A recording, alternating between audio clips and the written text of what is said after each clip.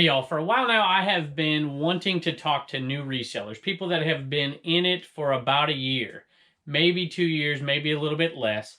And I had a couple of guys, Patriot Picker, he's on YouTube, and Uncle Bubba, and I was going to get Kevin, Bizarro Kevin, who you see in the garage sale videos on the Commonwealth Picker channel, to come and talk a little bit. Kevin wasn't able to make it, but to come and talk a little bit about their first year, maybe two, half a year on eBay. You know, I think a lot of times people who are watching YouTube get a little bit of a misconception of how reselling really is. It looks a little easier than it actually is. I try not to give, false and misleading information, but still, I have a lot of fun doing it, and people take that as, oh, this is great, easy money. It's not. It's pretty difficult. And so I want to give somebody else's perspective and do a bit of an interview and ask them some questions. And that's what we have going on today with two people that have been selling for just over a year and just under a year. So join us and let's ask them a few questions.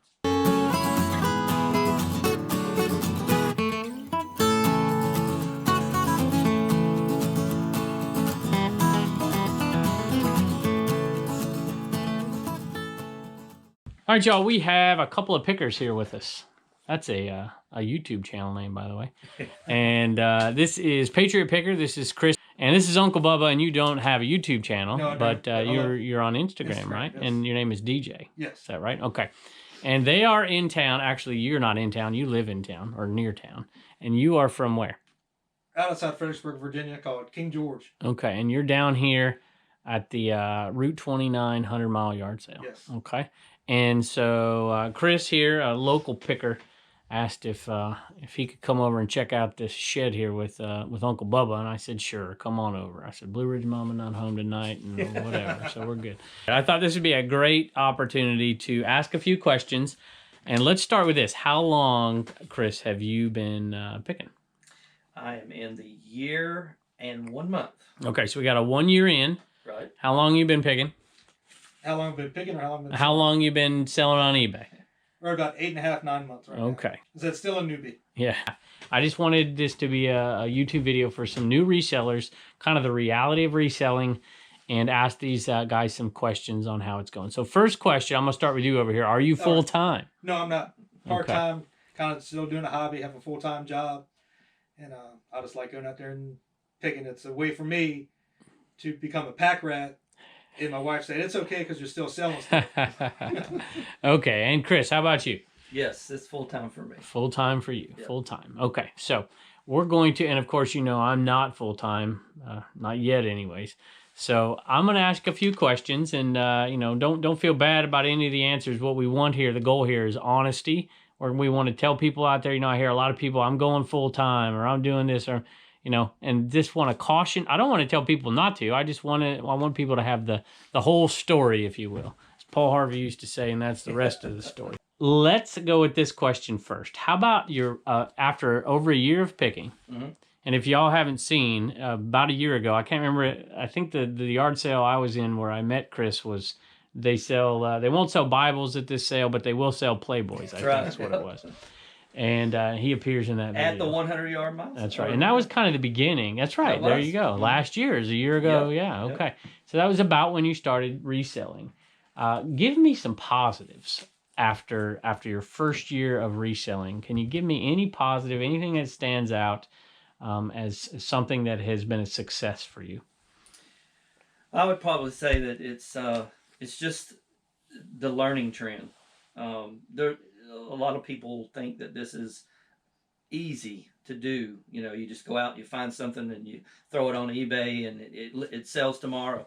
But it's the learning trend of everything that goes into it to make it successful.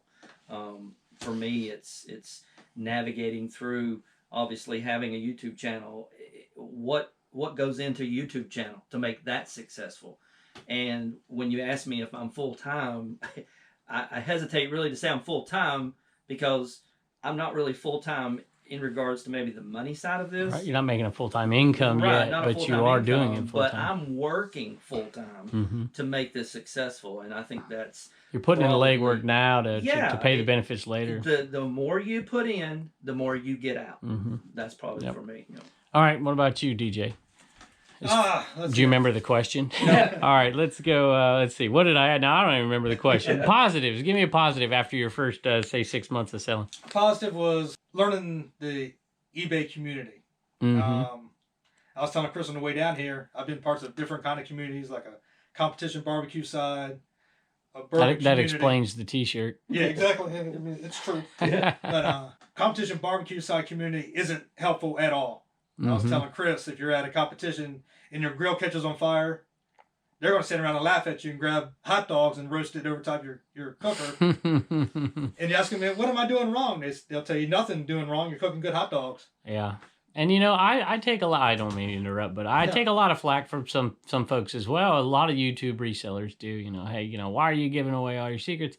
And, you know, most YouTube resellers dismiss that entirely, but there is a little bit of truth to that. And I don't think it's a bad thing to accept it. But, you know, what kind of life do you want to live? Do you want to be the kind of person who's generous and you know, takes care of your own, of course, but is also, you know, kind and generous with your knowledge. You know, what would you want somebody to do for you is basically the point. But all right, continue your point right there. Not like the barbecue community. Gotcha. Right. No, the like I said, the eBay community, everybody's helpful. You know, you, Kevin, Chris, hit you up. Hey, I'm just starting off. What do I have to do? You know, you give me basic knowledge. You're not telling me everything you know, but you're telling me what you know. Mm-hmm. And that's a lot of my knowledge. I give people. I tell them not to do because you got to have a screw loose. Right. You know. Although I will say, you know, I used to pick up Revereware and purple ab rollers every week I went out. Now I can't find one anywhere around here. It's I got a Revereware y'all's now, fault. Yeah. You got it. Yeah. All right. Next question here is disappointments. So, what is disappointing after being in it as long as you have? What's your biggest disappointment that you can think of? Now I know you may need a minute. And it could be anything. Could be, you know, a return, a specific disappointment, or a general disappointment in something, you know, specific, or just generally with eBay or with reselling. You got any idea? There's a lot. And I don't say that to discourage anybody, but just the reality behind what we're doing here. For me, here lately, it's been the amount of scamming that's being reported through the eBay community.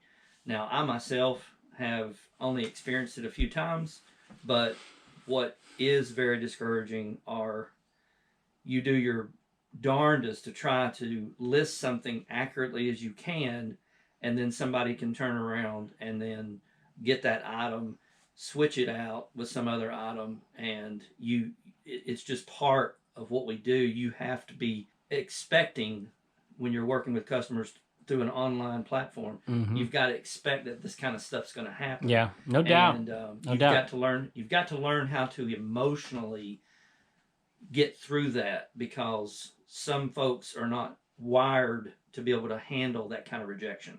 And for me, I'm learning more and more how to handle that in a professional way so that I can just let it roll off and move on. I hear you. See, you know, when you're like me and you've been a public high school teacher and you've been a baseball coach for, you know, half your life. Yeah. You know, you're bulletproof, man. Yeah. But I hear you. And, and you know, there's a human component to it. And I kind of take it as a challenge, to be honest with you. And I'm like, you know, where I can, I'm going to outsmart the fraudsters. Right. And you can get better, and you can get better at avoiding those situations, but they are going to happen. And so you build it into your expectations, and you certainly hope it doesn't happen twice in the same week, you know, so you can get over. But I have found this, and this isn't really about me giving advice, but I'm going to do it anyways. All right. I have found this. Volume solves a lot of problems when it comes to those issues. Yeah. Because they become less important. When you have more and more sales under your belt, you know, feedback even becomes less important. If you got 8 million positive feedbacks, one's no big deal. Right. Same thing. If you sold, you know, 15 items a day and you have, you know, two returns a month or two frauds, you know, it's not going to be the end of the world. All right, how about you? Give me one disappointment. If I stayed on your disappointments, we'd be there for a while. I was trying to think about one. I guess because I'm so still new at it, I haven't had that many returns. I don't know if it's just beginner's luck or what it is. Yeah, it also depends on what you're selling. Right, yeah. I try to copy your post most of the time if I can. But I would say probably the biggest disappointment it's probably more. Y'all hear that rain? I hope y'all aren't distracted too much by this rain. Well, we'll keep going. That's Talk right. loud. No. I'd say the biggest disappointment is me. You got to learn how to be patient when you list stuff. Yes. Mm-hmm. As soon as you list it, just because 500 of them already sold doesn't mean yours is going to be the next one to sell. Mm-hmm. You know, I got stuff in there on my store now. It's still been in there my first 2 or 3 listings. Mm-hmm. You know, Oh, don't feel I've bad, heard Chris brother, talk man. I about got it, stuff you from talk 2 about it. years ago. Right, right. I think it's more of a personal expectations, which are more than not really disappointment. Well, I had that question too, and it kind of goes into the same way you're looking at it. Is it everything you thought it would be? Yeah. You know, what was your expectation coming into it, as opposed to the reality? So maybe we'll talk about that for just a second here. You know, what's the expectation? See, I came into it when it was pretty new. I mean, I'm 20 years in, Right. and so I didn't even really have an expectation. I just thought, hey, I just found this, widget, and I'm gonna see if I can make $5 on this thing. And I made $5 on it, and I'm like, holy moly, this is a game changer. Yeah. And so I'm like, hey, I'm gonna give this thing a shot. So I came in with very low expectations, and I'd imagine with you as going in originally as a full timer, there's a much greater expectation, I would think, than somebody who's dabbling. Yeah. And it could be more. More of a setback when things aren't quite the way you hoped they would be. Yeah. All right, so let me ask you, this is a bit of a loaded question because, and they're always shifting. Do you have any goals? What is your long-term or short-term goals? Like, what I mean by that is, do you have daily goals? Do you have weekly goals? Do you have monthly goals, whether it's listings or money or sourcing? Do you have long-term goals as far as financial, what's the end game here? Let's start with the short-term goals. Let's start with that question first. I think every one of us probably has a short-term goal that's different from the other. But for me, it's getting to the point on a weekly, monthly basis where you're consistent with what you're doing. There's too many variables in our lives that interrupt, and we're running another business, and then my wife is working full-time, as well as a teacher. So I'm looking at the thing and I'm saying, as far as the reselling world, and I'm going, what can I do on a weekly, monthly basis each time to bring it all into taking it to that long-term goal. Mm-hmm. Okay. And I guess one area I would focus in on to try to explain what I'm saying is in the area of being consistent in regards to how much you list on a daily basis. There is no magic formula for that, but I do believe, and I've heard from someone I won't mention, of how you get what you put into it.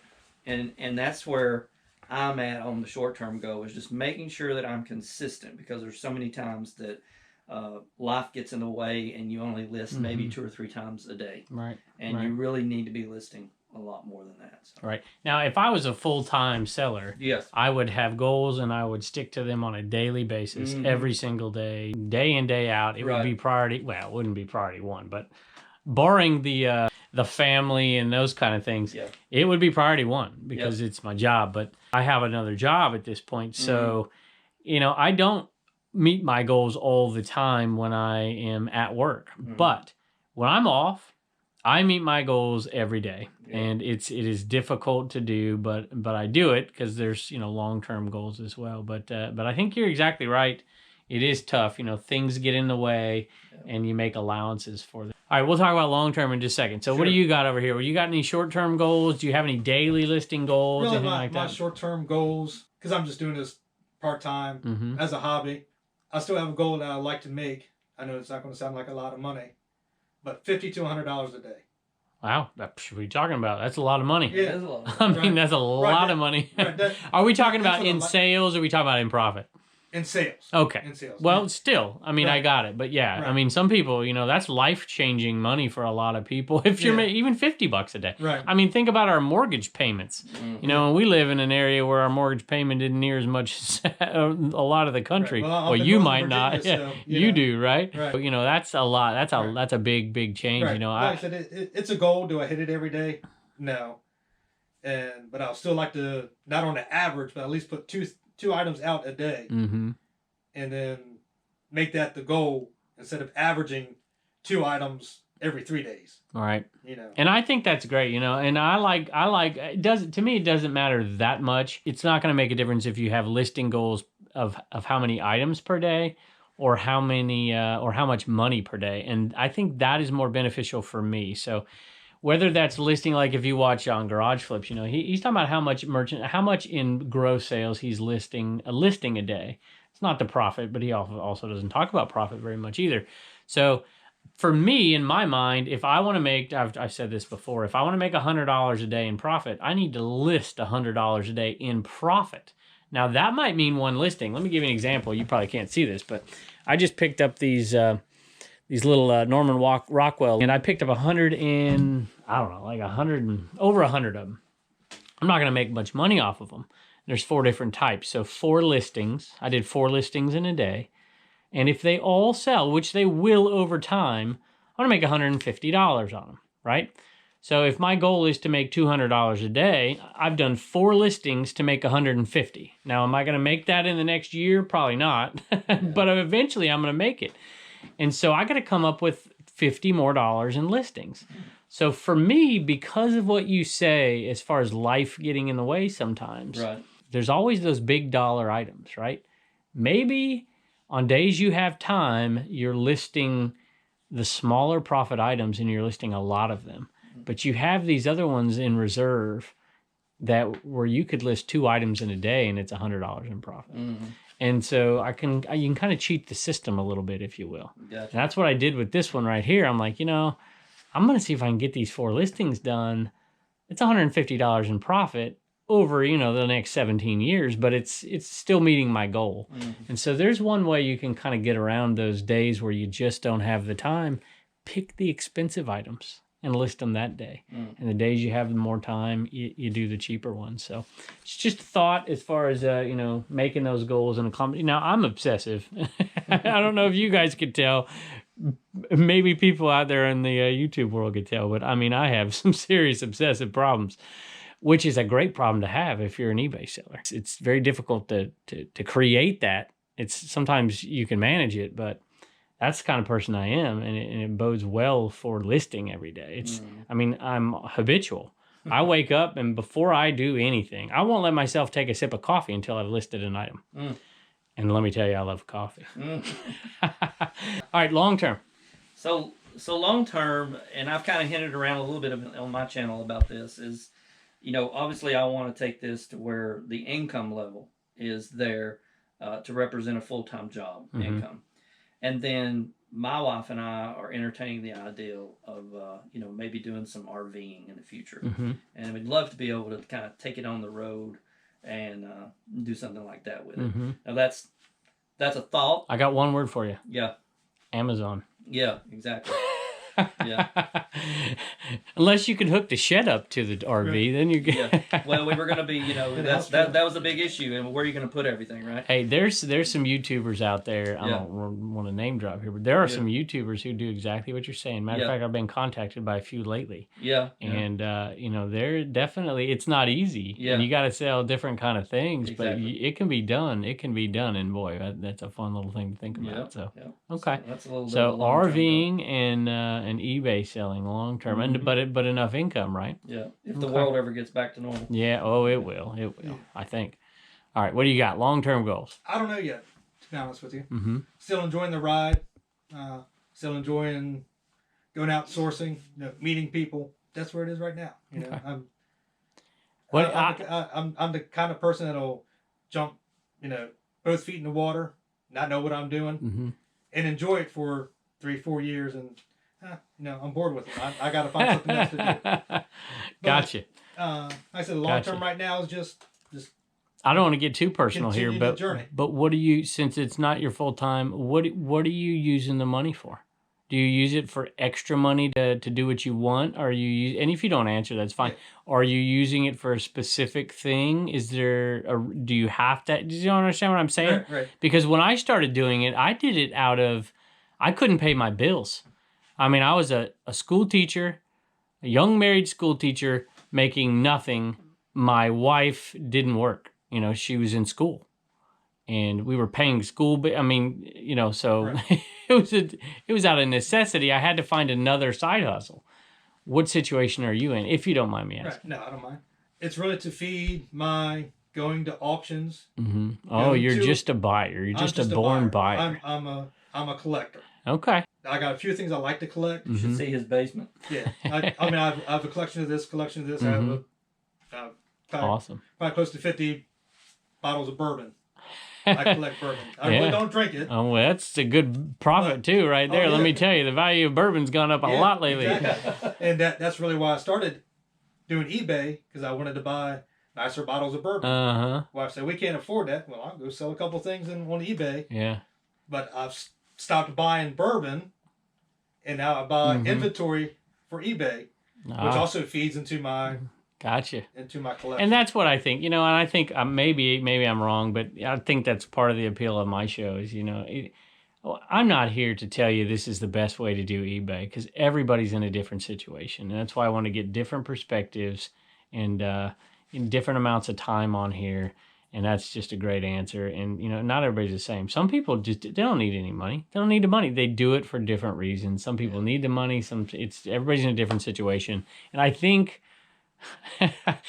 some of the things I look around that I sell, I think maybe that's why there's some people that watch this thing. But at any rate, hey, let's end with something fun. Okay. All right, and I'll give you a minute to think of it here. Sure. I want you to think about your favorite item, either your favorite item to sell or the one item so far that has really been one of your best sales. Maybe not your absolute best if it's boring, but what's been that one item that you either enjoy finding or your big bolo sale, your best sale so far?